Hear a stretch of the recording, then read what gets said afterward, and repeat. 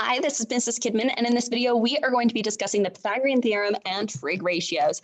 So let's start by talking about the Pythagorean theorem. So the Pythagorean theorem is a relationship between the sides of a right triangle that says that the length of one leg squared plus the length of the other leg squared is equal to the length of the hypotenuse squared. Now, there are a variety of proofs that demonstrate that this theorem is true, including some from a former US president, as well as dating back to what we think was Pythagoras himself. So that's why it's called the Pythagorean theorem.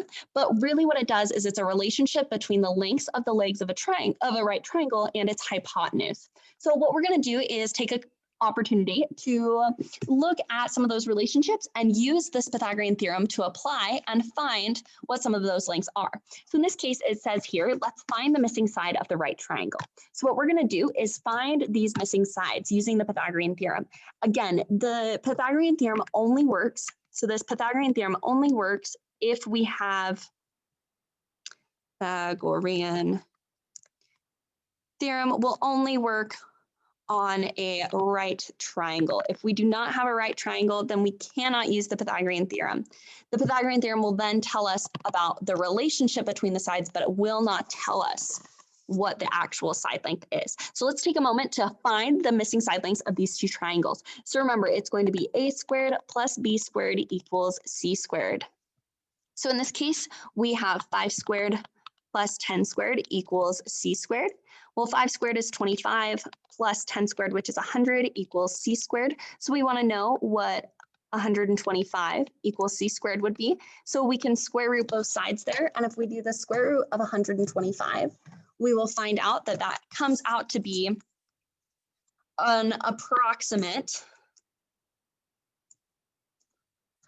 11.18. Now, we can either write it in decimal form, which puts us at 11.18, or we can write this as a radical. So 125 breaks down into 5 and 25, and breaks down into 5 and 5. So we can actually write that as well as being 5 times the square root of 5. So it's totally up to you which method you want to use there. But that length C is equal to 11.18 or 5 square root 5.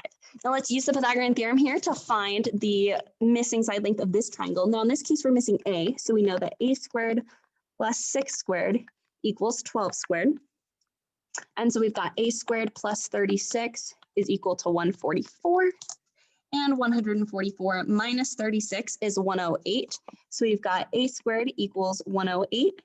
And just like before, we'll take the square root of both sides. And you can either write a as the square root of 108, which is approximately 10.39, or we can leave it as a radical, and that 108 will actually break down. If we do 108 divided by 2, it breaks into 2 and 54, and 54 will break down into 6 and 9. 6 breaks down into 2 and 3, 9 breaks down into 3 and 3, so we can pull a 3 out, pull a 2 out, and a is also equal to 6 times the square root of 3. Okay, awesome. So there are 2 different ways to do this. I'm totally fine with you doing whichever method, but that is the Pythagorean theorem.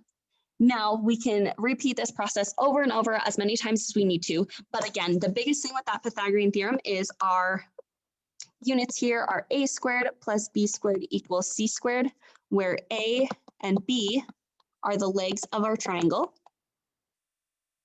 and c is the hypotenuse. Now, again, this only works if we have a right triangle. If it is not a right triangle, then we cannot use the Pythagorean theorem. That is a common mistake that we see. However, what we can do with the Pythagorean theorem when they're not right triangles is we can look at what type of triangle it is. So the Pythagorean theorem is actually used to determine what type of triangle it is. Now, an acute triangle is a triangle where all the angles are less than 90 degrees. So that's an acute triangle. So that might be one that looks kind of like this. So like an equilateral triangle, a lot of all the isosceles triangles, all of those ones are considered acute triangles for the most part. An obtuse angle means that I have an angle that is more than 90 degrees. So there's just one angle that's that way, but we might see one that looks like this. That's an obtuse triangle, or one that might look like this. Anything like that where we have an angle that's more than 90 degrees, that one is obtuse. And then a right triangle, as we know, has a 90-degree angle in it. And so that is one that looks like this. Awesome. So how can we use the Pythagorean theorem to determine if a triangle is acute, obtuse, or a right triangle? Well, what we can do is we can look at the two shorter sides. So if we find a squared plus b squared, where a and b are the shorter sides of our triangle, shorter two sides, then depending on what that equals, if it's the same thing as c squared, then we know it's a right triangle. If it's greater than c squared, it's an obtuse triangle. And if it is less than c squared, then it is an acute triangle. So if the legs squared, if the sum of the legs squared is less than the long piece squared, then it's acute. If it's bigger than it, it's acute. If they're less than it, then it's obtuse. And if they're the same, then it's a right triangle. So what we want to do here is we want to look at that relationship and see what happens and how we can determine what types of triangles we have here. So let's take a look at some examples. So we're going to identify these triangles as either being acute, obtuse, or right. Now, these pictures are not to scale. They look like they might all be right triangles, but we want to check, are they actually right triangles or not? So again, the pattern that we're going to look at is if it's an acute triangle, then that means that c squared is going to be less than a squared plus b squared. If it's an obtuse triangle, then c squared is going to be greater than a squared plus b squared. And if it is a right triangle, then c squared is equal to a squared plus b squared. Okay, and so we want to just look at those relationships there and see what happens.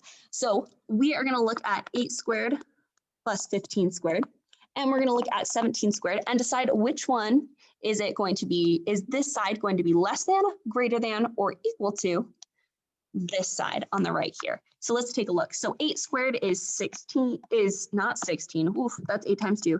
It is 64. 15 squared is going to be 225. And 17 squared is going to be 289. So let's take a look at this relationship. 64 plus 225 is equal to 289. So if 289 is the same as 289, what does that mean about our two things? If they're equal, then this one is a right triangle because a squared plus b squared was equal to c squared. Now let's take a look at this next one here to see and compare those two. So this is our a squared plus b squared. This side is our c squared, and let's take a look at the comparison. So we've got 10 squared plus 40 squared is equal to 41 squared.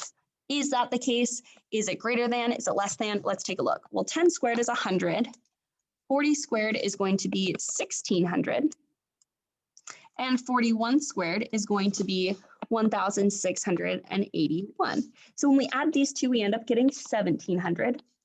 And this side is 1681. So how do those two answers compare? Well, a squared plus b squared is greater than c squared. So when that's the case, this is actually going to be an acute, if my handwriting can work, an acute triangle because a squared plus b squared is greater than c squared.